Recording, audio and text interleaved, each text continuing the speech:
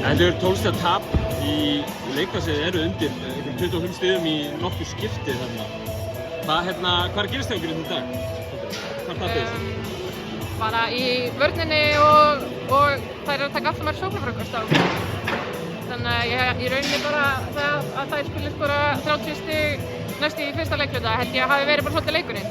Reyndum að koma tilbaka, gekk vel á köflum en bara ekki nóg í dag. Þannig að við getum ekki spila svona á móti svona sterku liði. Fyrstu tveir leikirnir hafi klárað þá, ég meina í þessari seríu bara svona nokkuð klínískt.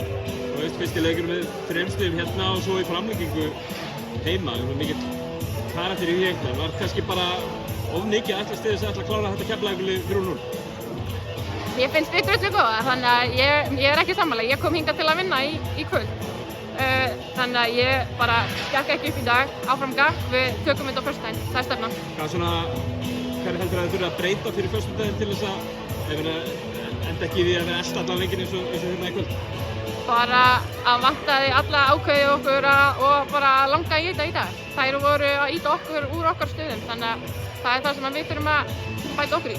Þú mætir nú sjálf með nokkra baráttu hérna inn í, þú veist, það ekki að segja ekki bara í seinni hálfleik en hérna í seinni hálfleiknum þá virtist þú ætla að ná þessu niður hérna á tímabili með einhverju hörku.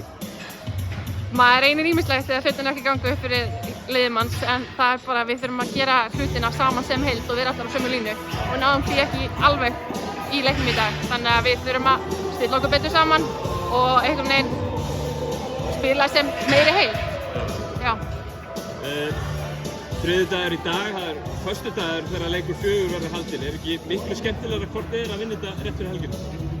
Ég held að það sé bara alltaf gaman en jú, það hljómar allavega vel í dag. Bestu þakkir Hildur og gangi ykkur vel á föstudaginn. Takk.